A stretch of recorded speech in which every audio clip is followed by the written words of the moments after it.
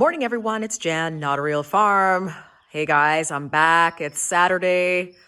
This week has been so busy. It was an awesome week. So I have to show you all the different things that are going crazy here in this greenhouse. Guys, the heat in here has been in the 90s. And so I'm going to show you what happens to some of your lettuces and vegetables when the heat gets too high and what you have to do with it if you decide that you want to get rid of it.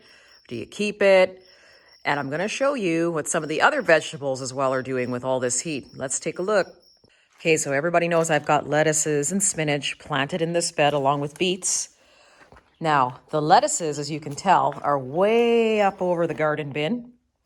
And you can see that the reason for the tallness is they're going to seed.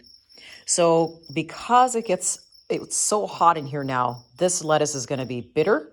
So we're going to put it out for the deer. I'm going to put it out, let them have at it. Eventually what will happen, you can see in here, it's actually going to send up a stalk. And what happens with that is if you leave it, it will all turn to seed and you can collect your lettuce seed if you want. But here at Notareal Farm, we have so much lettuce seed. I'm not going to do that. I just need the space for the extra peppers and things that I want to grow. So we're going to pull that out.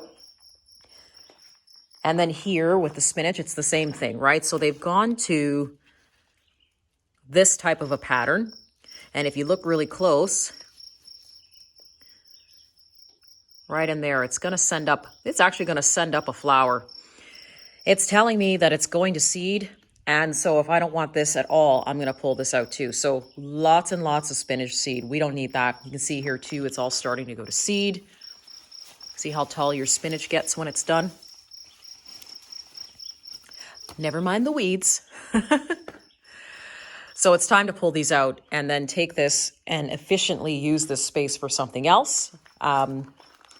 The romaine lettuce is doing its thing. This isn't bitter yet. This is actually just sort of on the final stages of wrapping.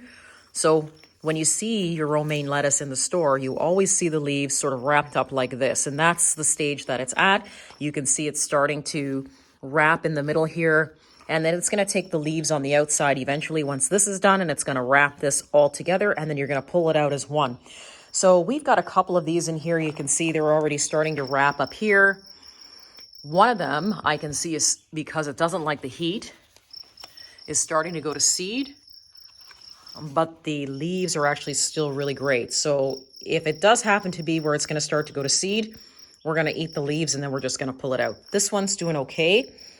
He doesn't have any height on him. He's nice and round and sort of the girth on it is really good. So I could actually pull him out right now and we could have a fresh salad tonight, no problem. I would like to see a little bit more wrap here and then we're going to pull him out. So awesome. The lettuce has done what I needed it to do. I don't know how many more salads I can eat. So I'm going to give this to the deer and we're going to clear this out and we're going to use this space for something else. The beets, this whole entire place here that I've got the beets in, you can see here the beets are starting to grow really nicely. I don't want to be too rough on them, but the bulbs will be right under the soil here, which is perfect. And guys, if you don't want to wait for your bulbs, you can always take beet leaves and saute them. They're good for blood pressure. They're good for your system in general. So go ahead and don't be afraid to eat the beet greens. You are absolutely not going to ruin the bulbs. You can see down here, it's already starting to bulb at the bottom. So these are a 60-day beets. So we're actually just right on track for getting these beets in and out of the ground because it'll be too hot in here eventually. And then this entire space in this part of the raised bed will be awesome. And we'll put some peppers in here. And check out the corn, you guys. Check it out. So for those of you who are new to the channel that haven't seen this corn put in from the beginning, this is called a synergistic corn. So the synergistic corn is a kind of corn, it's a hybrid, yes. And I wanted to make sure that I grew a hybrid corn along with an organic corn because I wasn't really sure what kind of weather that we were going to get this year. And so far it's kind of iffy. I'm seeing a lot of dry weather, but then this week, all of a sudden we're getting a bunch of rain. So it's going to be a hit or miss this year for weather. However, a synergistic corn is the kind of corn that you do not need to segregate from other corns, so it will not cross-pollinate to another corn. So we decided to plant some of this. It is a super sweet corn. we're going to basically harvest it and see how we feel about it. If it's successful, then I've got quite a bit of seed. I made sure to have that so that if I liked it and I wanted to replant it, that it was good to go. So this is the first time we're testing this corn out. We successfully grew corn in the greenhouse last year, but I wanted to try a super sweet corn that I didn't have to necessarily sort of cordon off from the other corns. So we'll see how it goes, but so far so good. And I think the saying, correct me if I'm wrong, guys, is knee high by July. Does that sound familiar? So I'm thinking this is knee high and we're good to go. What do you think? Let's swing on over to the Swiss chard. So Swiss chard is looking awesome. You could wait a little bit longer if you wanted to for the Swiss chard and harvest it with a little thicker stalk. I find that if you harvest it at this, probably right at about this size, you're going to find that the Swiss chard is actually easier to eat and a lot sweeter. Once again, eating your greens. So calcium, you get your full calcium from a cup of, I was going to say spinach, but Swiss chard for the day. So just wanted to show you that this is growing successful here in the greenhouse. It's not bitter and it still provides you. You don't need to drink milk to get your calcium, guys. So if you're not a big milk drinker, which I'm not, hey, try some Swiss chard. Saute it. If you do, you actually end up getting more calcium from it than if you eat it raw. So just wanted to pass that tip on to you. And here we go. Check it out. For those of you that are new to the channel, this is horseradish. Oh, for those of you that have stuck around with me for a while, you know that my horseradish patch always goes crazy. So for those of you who are waiting for me this fall to put horseradish up in the store, that is going to be a go. So look for the roots starting in the fall, because I'm going to do a video where I dig it all out, and then I'm going to take the roots because Lord knows I don't need this much horseradish. And I'm going to be putting it up in the store, and we'll ship it around to everybody that wants to try. So skipping on through, here's our coffee. So this is our coffee plants. They're starting to get a little cranky because I haven't been paying them much attention. I've been super busy. So we need to pay them a little bit more attention. The soil's a little dry today, so we're going to be making sure that they get all the water that they need. We've got a lot of nice new green leaves in here, so that tells me that it's producing. And as you know, I can't keep these coffee plants in here for the winter, so it's going to be sort of a transition from inside to outside. But even my smallest coffee plant is starting to give me brand new leaves just at the top here. So very easy to maintain, but they do like, from what I'm seeing, a lot of water. So we'll make sure to give them some water today since I'm home, and make sure that they're looked after. And check it out. Check out the grapes, guys. So I remember a few months ago, I said I wasn't really sure if this grape was going to grow that tall, but as you can see, it's grown all the way up to the top of the trellis and actually is sprawled out past the trellis. So I'm going to need to rehook that back up to the trellis.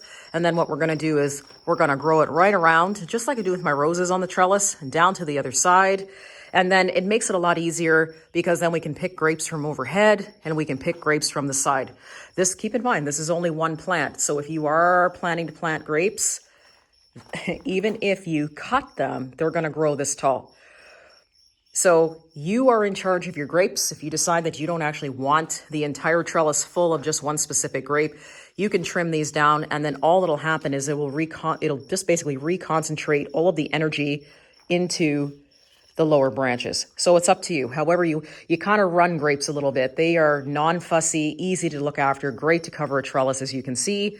And you look in here, check it out. I'm getting grapes. So these are going to be called what's called a table grape. So a table grape is something that you're going to eat fresh. You can also can table grapes if you want to put those away for the winter. That was my whole plan, was to take all the fruit that I have and can it and put it away for the winter when fruit gets the most expensive, because I believe that fruit is going to be the next thing that's going to sort of skyrocket in terms of food. So grapes, my son loves them. And I decided I was tired of paying, I think it was about $10.99 a pound for grapes. And one weekend, yes, it was a weekend, I decided to just devote my time to nothing but learning about grapes, how to grow them, how to trim them, you know, the best place to grow them, what kind of soil they like. And in a weekend after that, I decided I was going to buy them. So now we have 12 of these plants that are growing around in the greenhouse just so that we can either have wine or have, you know, let's say jelly, because I really love making jams and stuff like that. So the grapes are doing amazing. So I just wanted to sort of give you a progress update on those. And let's take a look at some other things. Okay, so here is the herb bin, all my little herb bins here. So you can see back here, my cilantro is funny. As soon as it gets too hot, cilantro tends to bolt. So you will start to see your cilantro, which still smells amazing, but you can see here it's actually got flowers that are starting. So what this is going to give me at the end of the day, if I leave this and I don't cut it, is it's going to give me coriander, which is another great spice. If any of you make Christmas cookies and throw coriander in them, they're amazing. I usually throw coriander in my gingerbread, and it makes it nice and sort of gives it a little bit of a Christmas spice taste to it. So we like to do that here. You can see here is some more. They'll start to just do these little flowers, and then it'll grow taller, and then all of a sudden it'll give you coriander seed, which I like to in turn basically grind by hand and then put it in the cookies. Here, of course, here's all my green onions. These are all multipliers, and thank you to my neighbor who's from Poland who gave me these onions, so we'll be trying to keep some seed from those.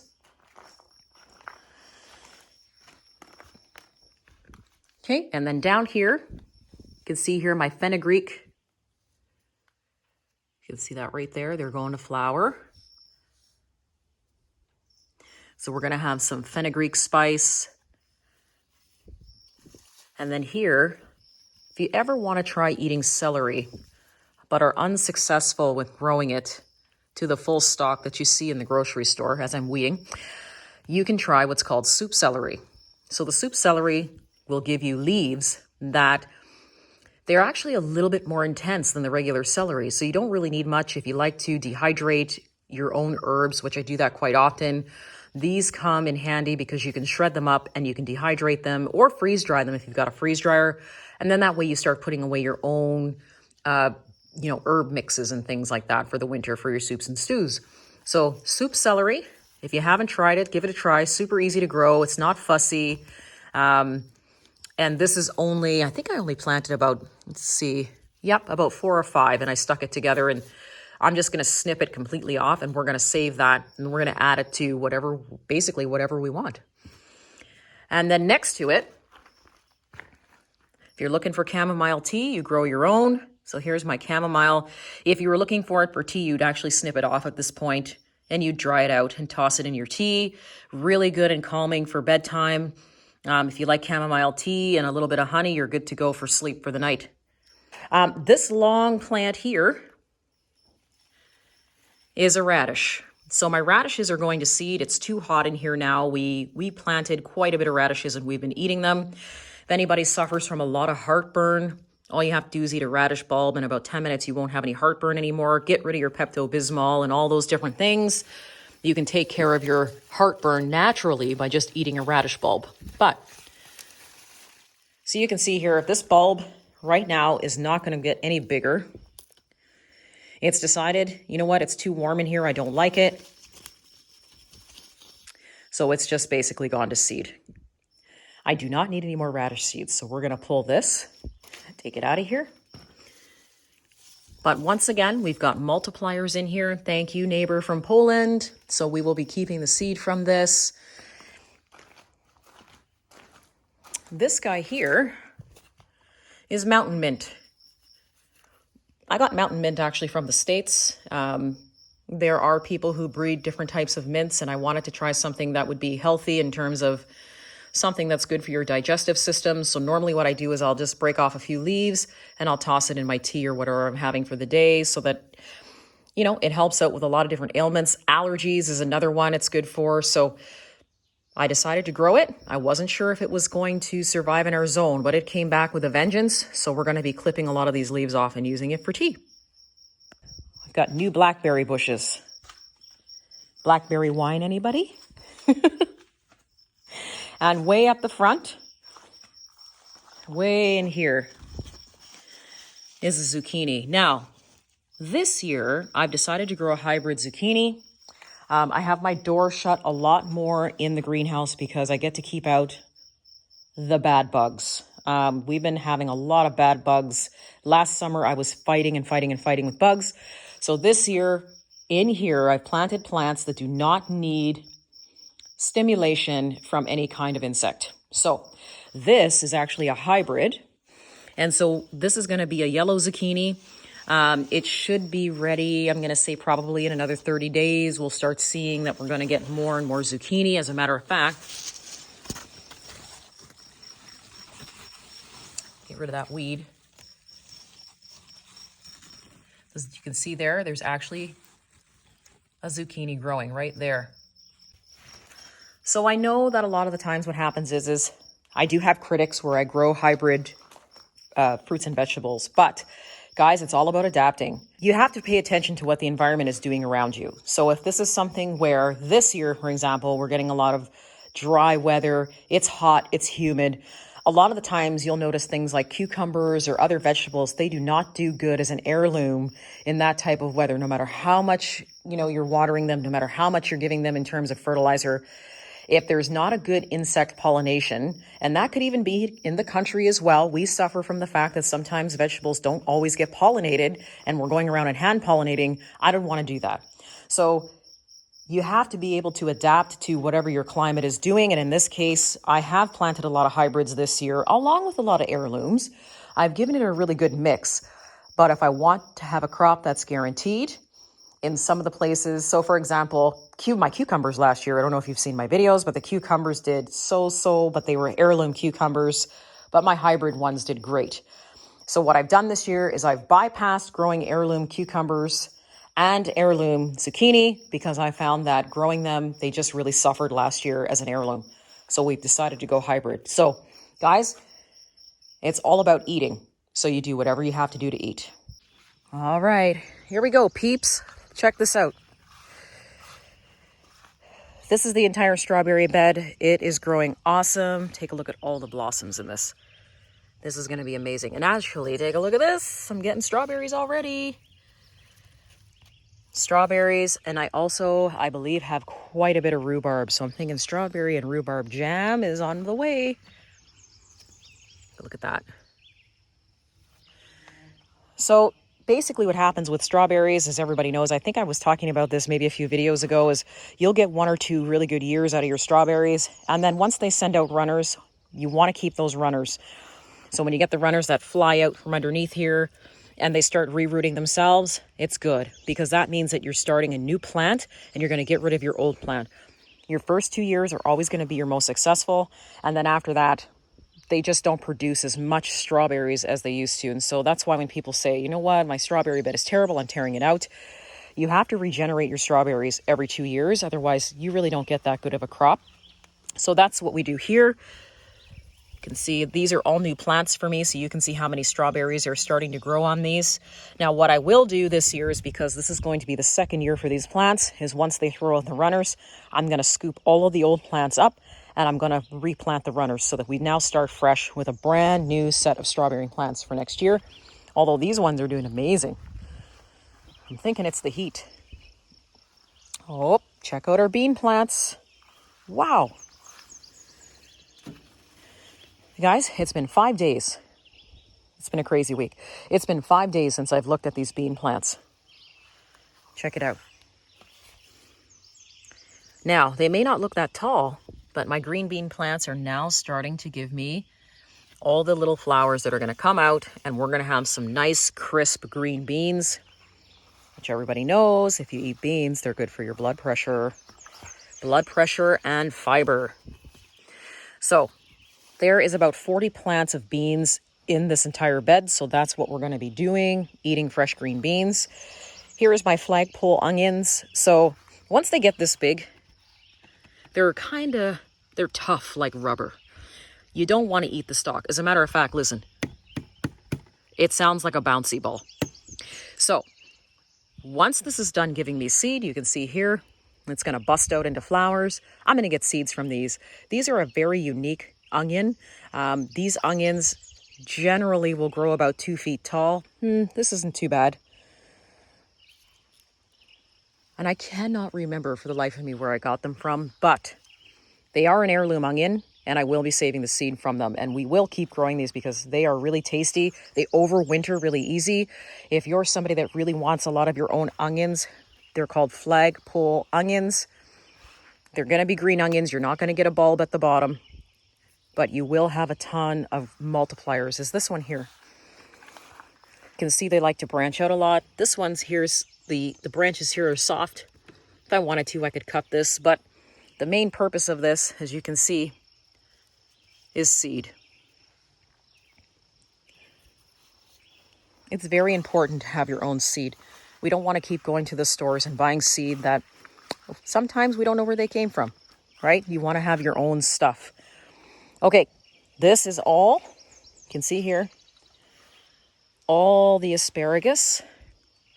So some of these are going to flower, some of them aren't. You can see here, some of them have actually started flowering. This is all heirloom asparagus, and I have put peas in the back. The peas are just going to do their own thing. Oh, as a matter of fact, check it out. Wow, I have peas already. Look at this, guys. Oh my Lord. I'm going to give it a week. We're giving it a week, and then we're going to come back and pick some peas. Check that out. I'm super stoked about this. I was not expecting this. So, like I said, we've got a double row of peas all the way down. What I am going to do is I'm going to swoop in a little bit later and kind of push them back so that they grab onto the cattle panel and behind. But guys, we're going to have fresh peas by the weekend. Awesome. Okay, here's my haskap bushes. I did throw some tomatoes in here. These are called Queen of the Nights. So they're a black and orange tomato, kind of cool looking. I wanted to grow them and see how they grew in this climate, but check out the hascaps in the back. So they've already flowered, and now I'm going to see if they're going to give me some berries here. But look at the size difference from the last video I did. So these guys are going to be transplanted up in the front, or I may give a couple away because I do have 50 of them. I may plant some of these somewhere else. I haven't decided yet, but you can see they are just so big. I can't believe it. Now, let's see. Something's been poking through here. This is broken. Looks like something's probably poked through here and probably try to take a little nibble. Oh, check it out. Do you guys see that? Miss Lippy, do you see that? Girl, I'm going to get blueberries. Now, guys, not blueberries. They are blueberries, but they taste like a plum and a blackberry altogether. But wow, I'm getting berries this year. That's awesome. Haskaps grow in a zone 3. They require no fertilization, and they survive minus 40-degree weather. So for those of you who are looking for a berry that you want low maintenance, you want something that's rewarding, that is going to give you a crop without too much effort, I recommend haskaps. Let's skip on through to the next one. Check it out. Now, I think the last time I did a video was that 4 days ago, guys? But check it out. Potatoes. Now, I remember way back a few months ago, there was going to be a potato seed shortage. And so we all snapped up potatoes, or we all had our own organic potatoes to make sure that we could grow enough for our families for the winter. So you can see here, this is my first bin of potatoes, and it's doing amazing. Check it out. I've got no damage, no bug damage. I'm not seeing any type of beetle damage so far. But they are loving the heat and the rain. Guys, I don't use anything special, any special tools or anything on my vegetables. It does rain, it does have a lot of heat here, and it does help with growing your vegetables. But please, don't use any crazy special tools on them. Mother Nature will take care of it for you. All you got to do is plant it and love it and weed it, and you're good to go. At the back 40, let's open this up and see. Check it out. Now, I have to get in here and do some weeding, but here is my red Egyptian onions. So pretty soon what's going to happen is you're going to see a flower come up, and then it's going to start to walk. So they're doing amazing. This is still empty here a little bit. I have not done anything with this. I'm going to drop the rest of my potatoes in here after I weed it. check out the other strawberry bed.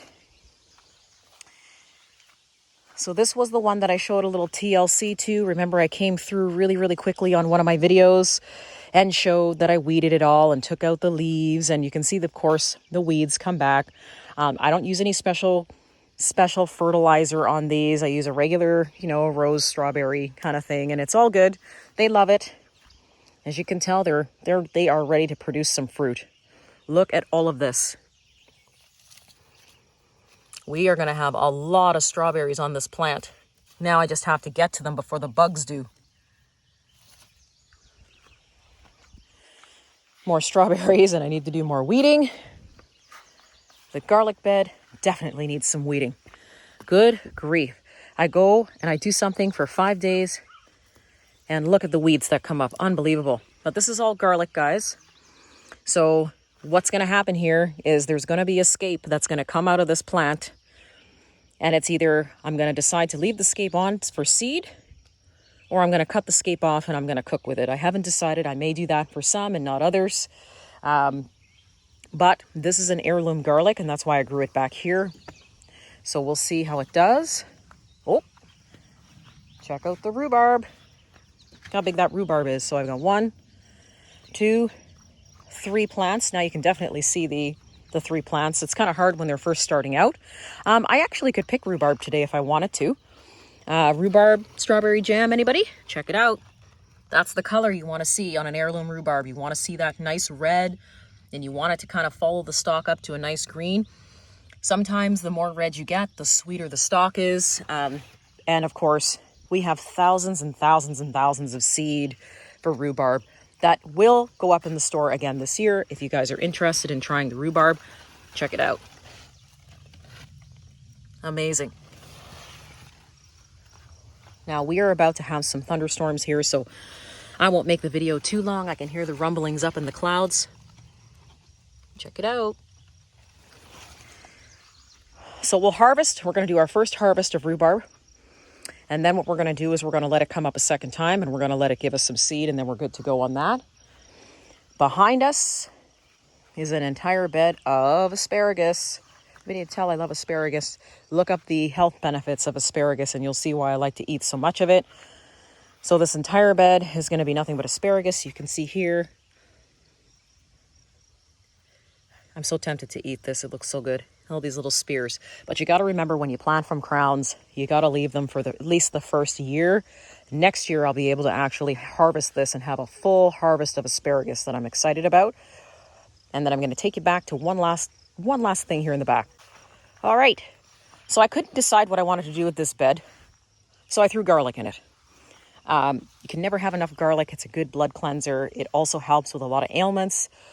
Take a look at some of the health benefits for garlic, and make sure it's your own garlic that you're growing, or an organic garlic. That's what you want. But it's doing amazing. It's tall, it's happy. It's very easy to grow. This is called a Great Northern garlic. And so for this zone, this garlic is just going to do amazing. So we're at the stage right now with this garlic. What is this, June? I'm going to say probably by the end of June, I'm going to have a flower stalk that's going to come up. And either I'm going to cook with it, or I'm going to save the seed from it. In which case, if you're saving the seed from it, guys, you know that now you're regenerating your own garlic, and you never have to buy from the store again. So that's it for me today, guys. I just wanted to show you some of the new updates as to what's happening in the greenhouse. I've sort of stood up here on a bin so you can see the overview of the greenhouse. Guys, if you know that if I was to show you everything that was going on in terms of vegetables and fruits and everything, I think my video would be over an hour. So I don't want to make it too long, and I'm going to try and beat this thunderstorm. But it's more important than ever to really grow your own food, to look after yourself and your families, and keep your health up. And I can tell you that since we started doing a lot of the gardening this year, I've lost 15 pounds from switching over from eating supermarket garbage to just eating what we grow.